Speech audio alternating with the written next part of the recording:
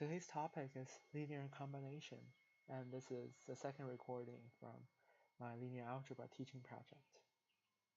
To give you a big idea, linear combination is really the extension from what we did last time with the vectors and the vector operations, namely the addition, the subtraction, and the scalar multiplication.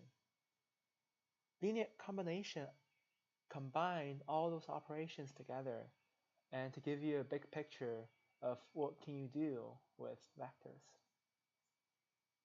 And this really gives us a fundamental concept or building block to work with, in that we'll constantly be referring back to this concept of linear combination in the later study of linear algebra.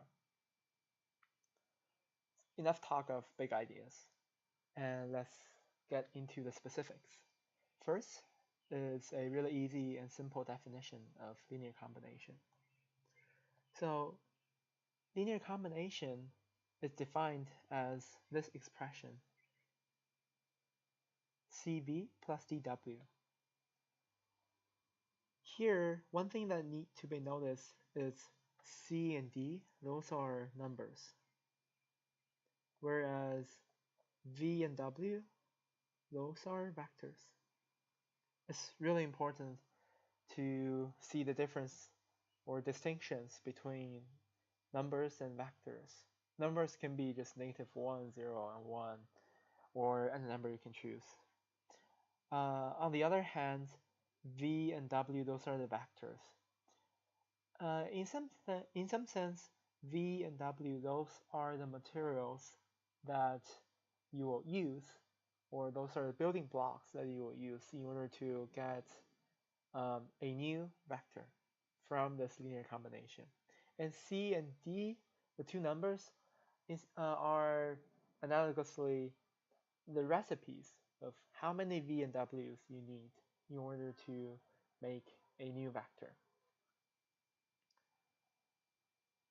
And of course, the result of CV plus DW, the linear combination, will return a vector, because after you times V with a number, which is a scalar, C, you got turn out the output is a vector. Same thing apply, dw will return a vector as well, and cv plus dw, of course, is vector addition. The result is also a vector.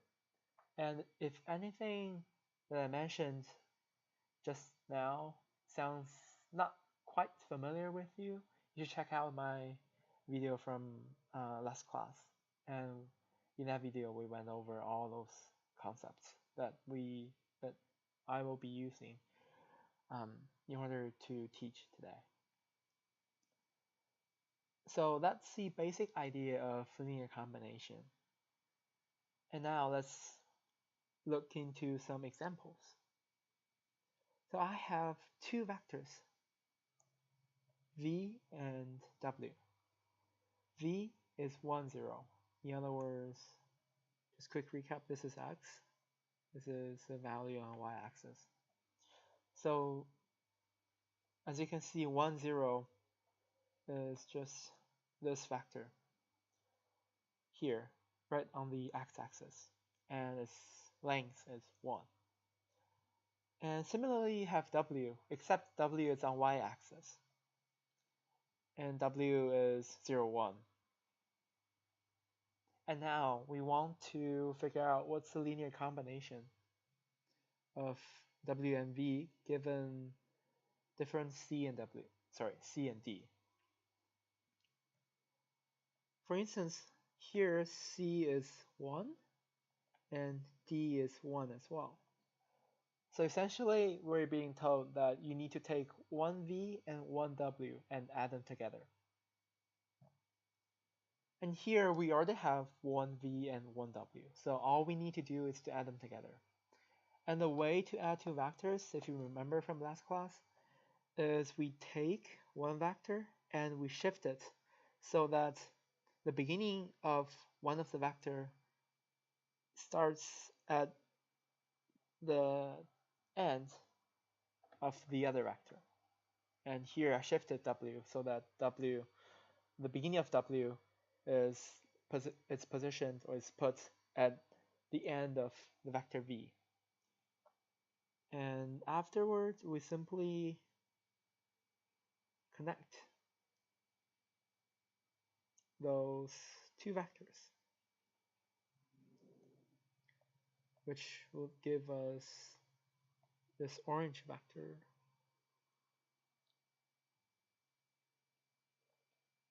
And this orange vector is a result of 1v plus 1w. By the way, you don't need to, normally you don't need to write 1 before the v and w, but here is I'm just trying to show you the idea of linear combination, and here we only take one of v and w. So that's one instance of the linear combination of v and w. And let's do some more with them. Now linear combination doesn't have to be add. Linear combination can also be subtraction as well. So if you look at the second example here, we're taking 1v, but we subtract 1w from it. So how do you do vector subtraction? That's what we did last time too. So let me remove the result from the addition. So what you do is essentially, so let me first reset everything. So v is just a normal v, we don't move it. But w here, since we're doing subtraction, we flip or reverse it. And then add the reverse of w. So the reverse of w, imagine you're mirroring w along the x-axis. So what we got is, oops, this actually goes out of my coordinate, but let's pretend the coordinate is long enough. So here's what it looks.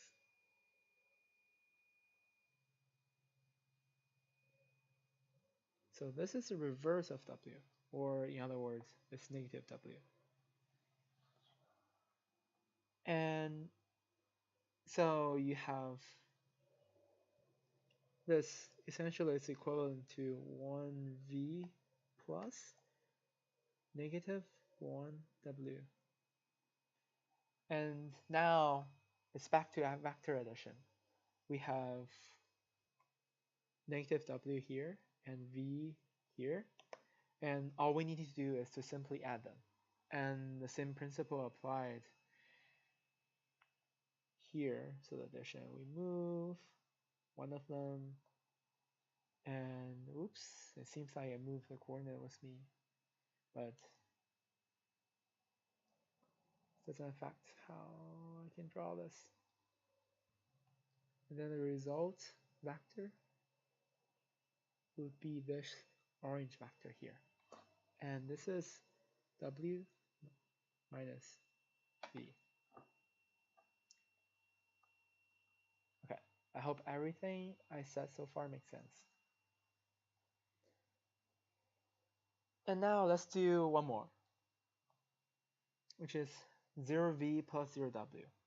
So if you take 0 of v and 0 of w, what can you get out of it? Well, think about it. Basically nothing.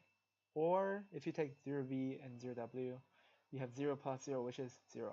Essentially, you will get this one point at the origin, and that's called a zero vector. The zero vector is being defined as 0. Or no matter how, so many zeros, depending on what's the dimension of your vector. If you have two-dimensional space, you have 0, 0, or if you have three-dimensional space, it will be 0, 0, 0. So that's 0 vectors.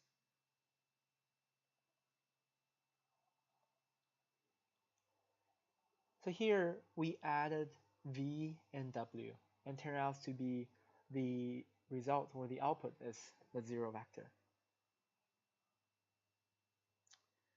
Lastly, let's look at this one. This is a little bit more challenging because I ask you to, this time, not to give you a specific number here for C. C can be any number.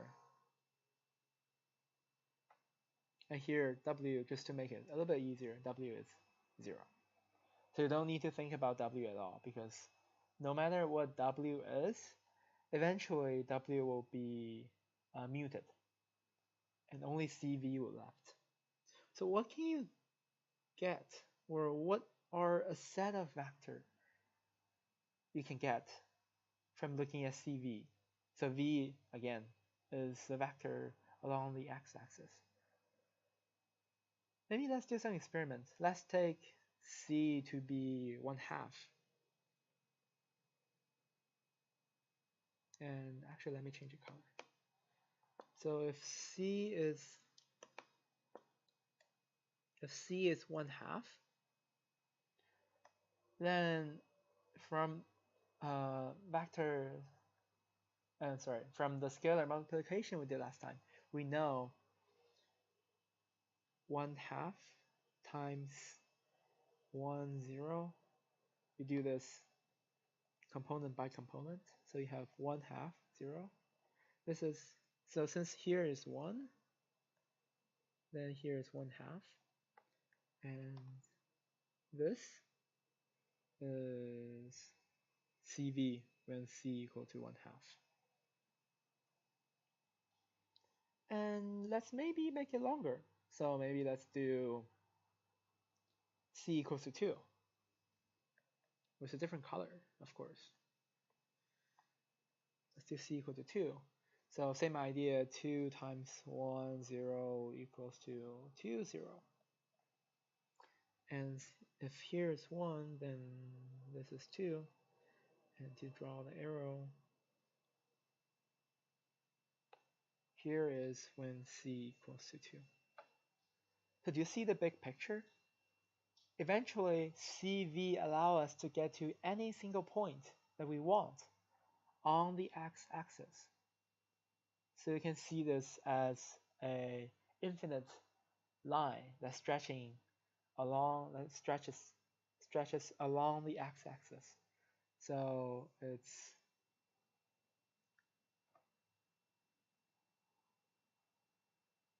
every single point along the x-axis, and that is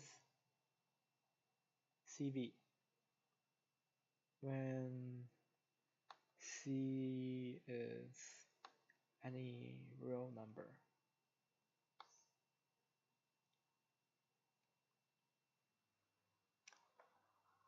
And you can extend this idea to W as well. And what does dW looks like? dW essentially, if you apply the same idea, is this line. If you take D to be any number. And now let's think about what is, or how does CV plus dW look like?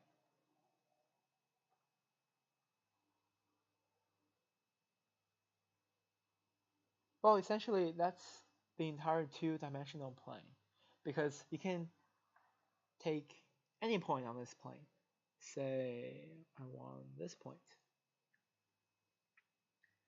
Since I can get to any point on the y-axis, so here is how much y material I need, and this is how many x materials I need. And then if we add them together, so this would be this would be that.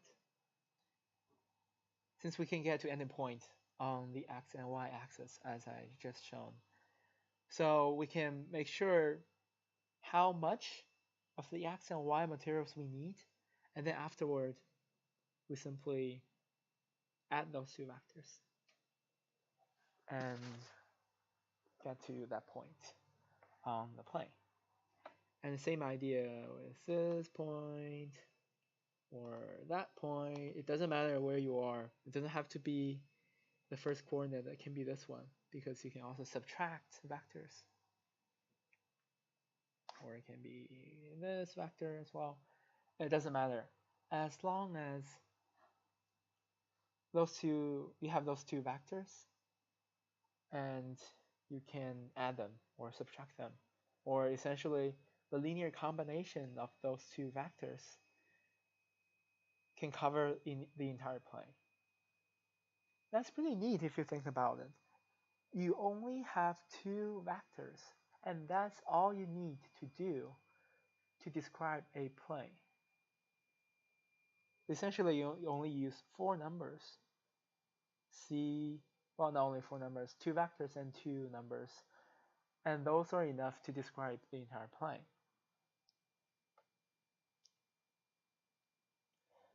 Now let's shift gears a little bit.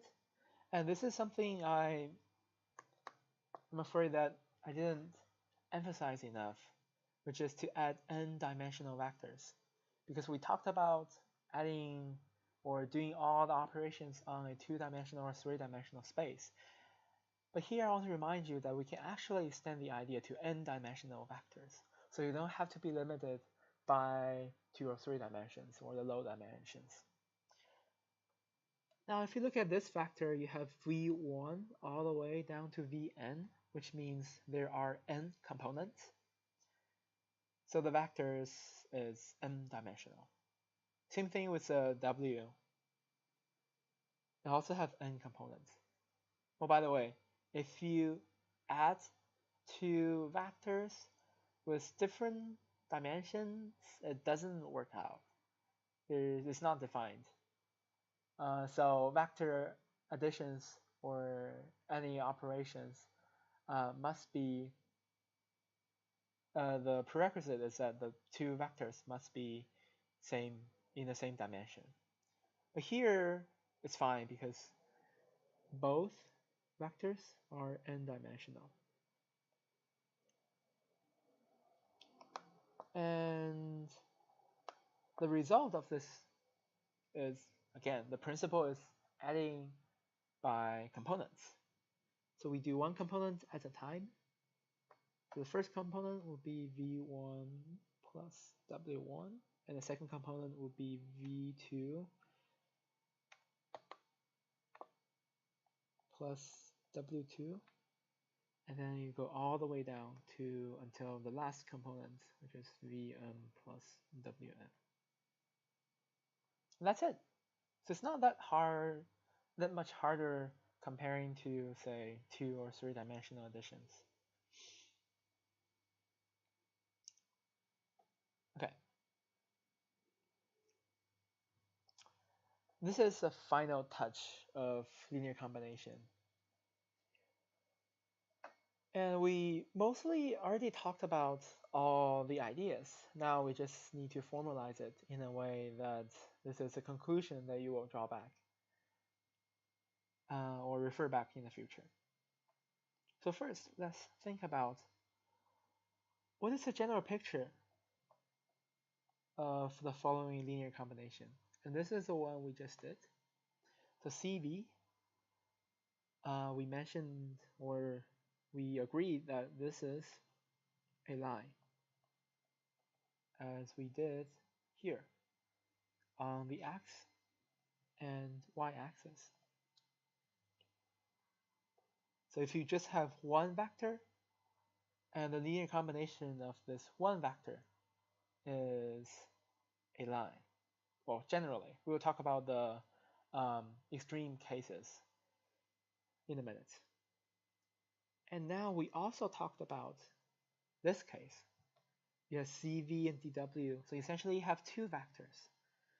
And what's the result, or what's the big picture of adding those two vectors?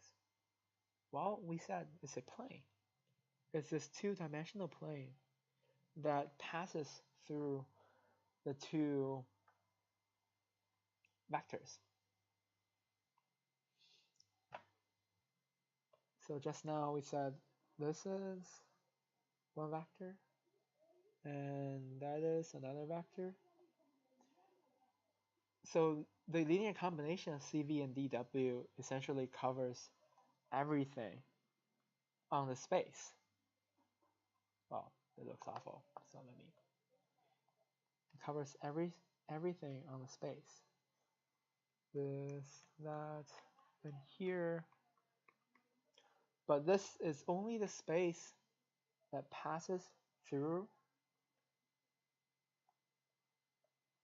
those two vectors. For example, this vector, if you trace along the z dimension, this is not in the plane. So I don't know if you can visualize it.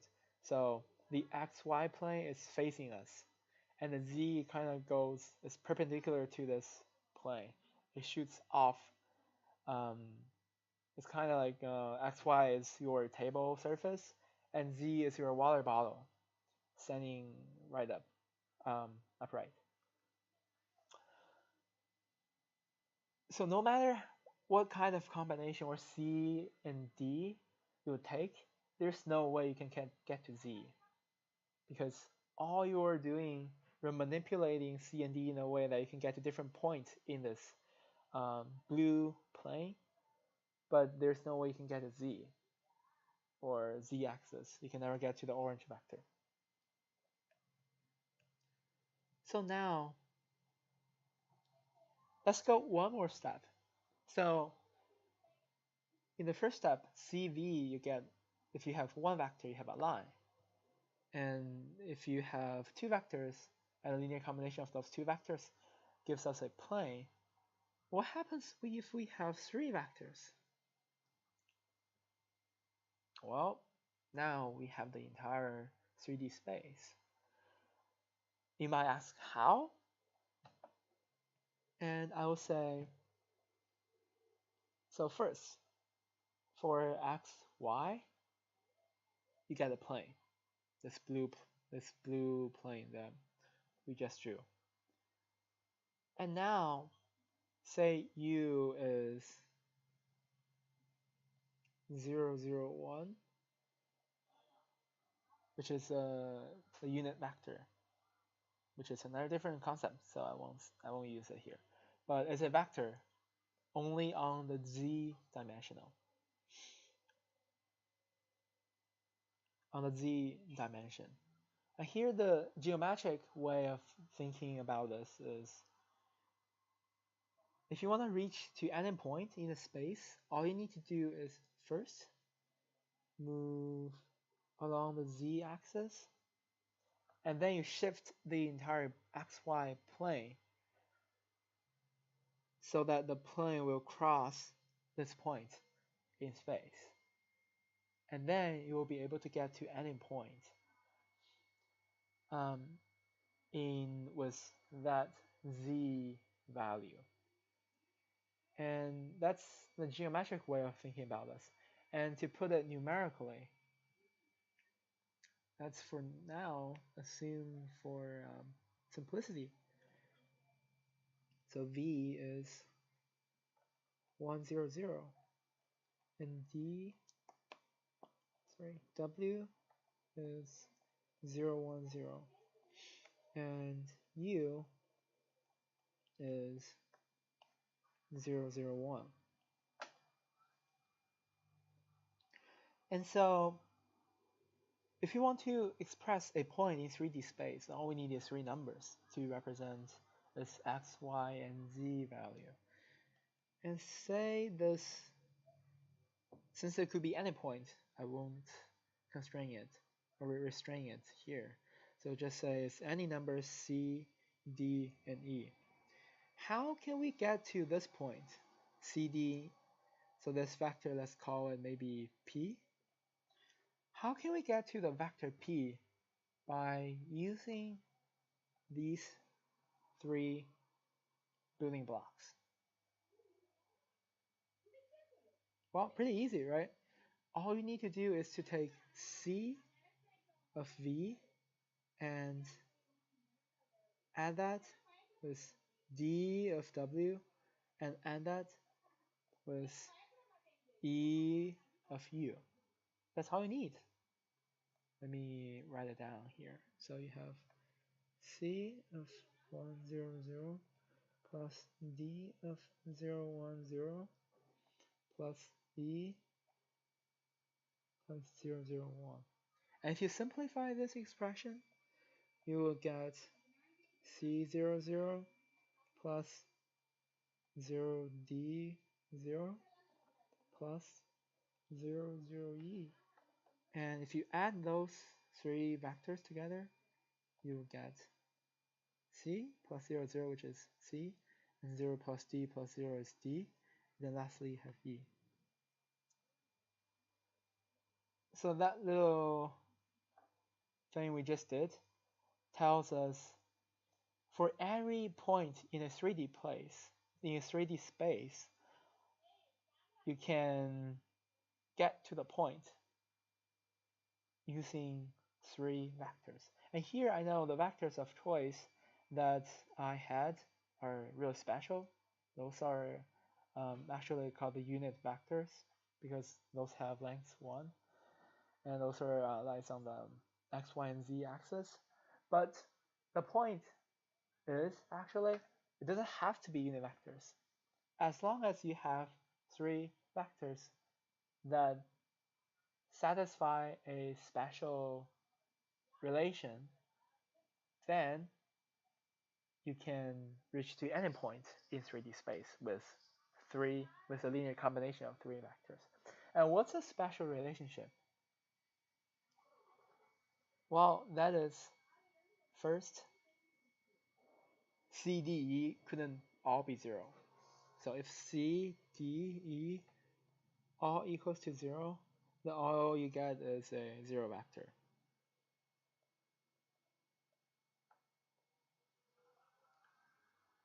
So that's one thing that need to be kept in mind. There is a linear combination that'll just collapse and gives us a 0 vector.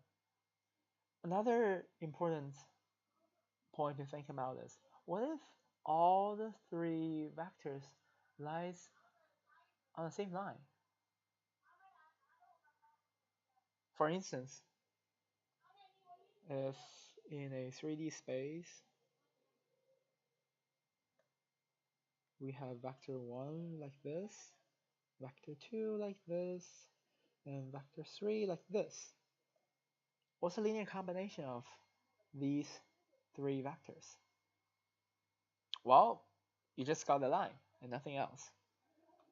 All you have is everything on this line. So that the next constraint is the three vectors. In order to get a 3D space, the three vectors cannot live on the same line. To extend that idea a little bit further, draw another coordinate. What if the three vectors are actually on the same plane? Does it affect it at all? Oh yes, it does.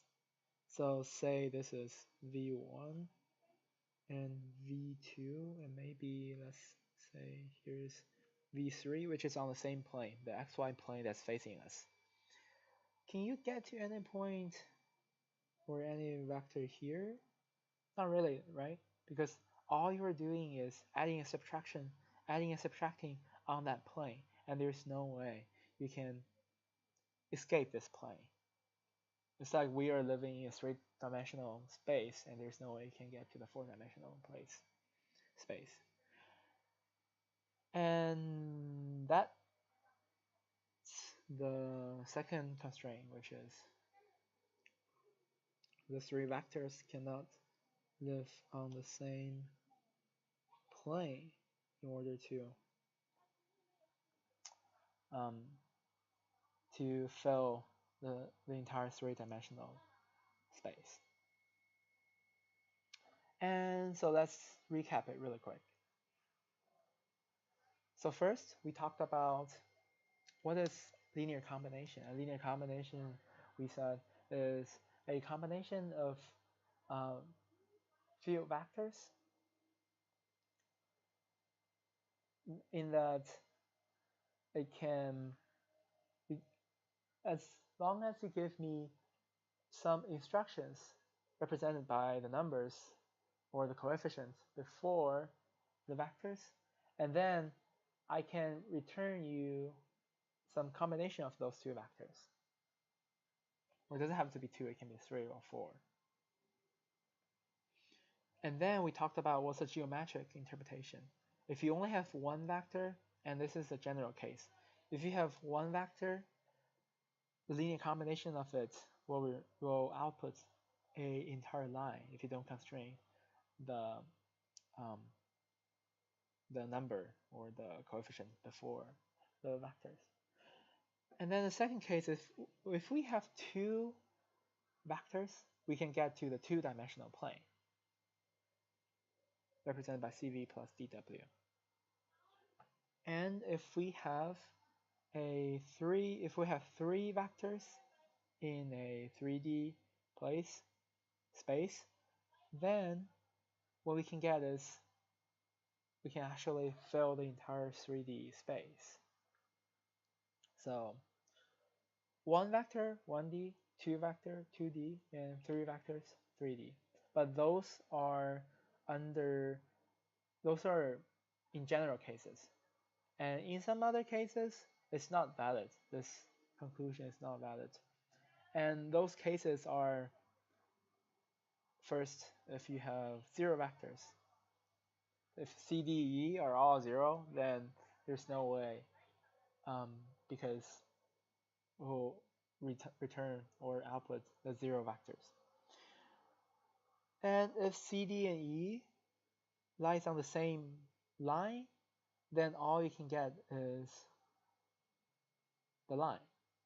And if they live on the same plane, then all you can get is that plane. So the only time that this conclusion works is those three vectors does not lie on either the same line or the same space.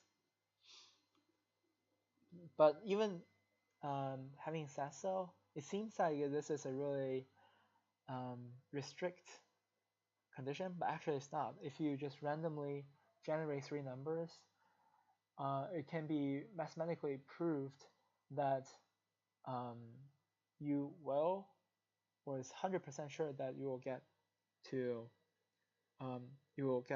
vectors that does not lie on the same line or the same plane.